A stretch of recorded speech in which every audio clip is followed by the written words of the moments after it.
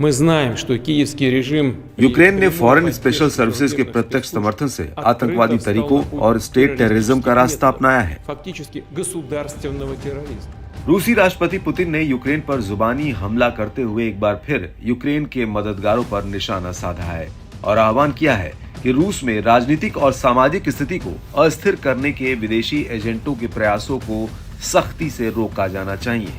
Putin ने इन हमलों को नागरिक स्थलों, परिवहन और ऊर्जा के बुनियादी ढांचों और नागरिकों के खिलाफ बताया है। रूस यूक्रेन युद्ध को लेकर रूस कहता है कि यूक्रेन को पश्चिमी देशों और नेटो से मिलने वाली मदद के चलते ये लंबा खिंच रहा है। हालांकि बीच बीच में रूस ये भी धमकी देता रहता है कि यूक्रेन के साथ शांति तभी संभव होगी जब रूस अपना मकसद पूरा कर लेगा। रूसी राष्ट्रपति व्लादिमीर पुतिन ने हाल ही में कहा था कि हमारा मकसद डीनाजीफिकेशन, विसैन्यीकरण और यूक्रेन की तटस्थ स्थिति है।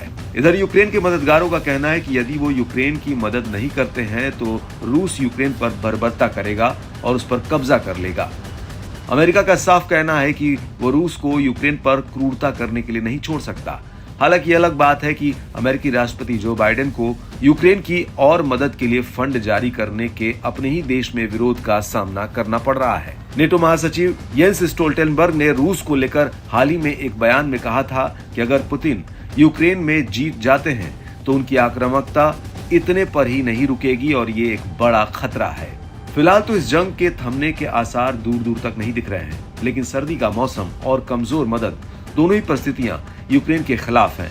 लेकिन कहीं न कहीं रूस को भी इस बात का अंदेशा है यदि वो यूक्रेन के खिलाफ ज्यादा बर्बर होता है तो उसके मददगार अभी भी यूक्रेन के साथ खड़े हैं। रूसी अधिकारी और संस्थाएं इस बात को लेकर दावा करते रहते हैं कि यूक्रेन की लड़ाई नेटो और पश्चिमी देश लड़ रहे हैं।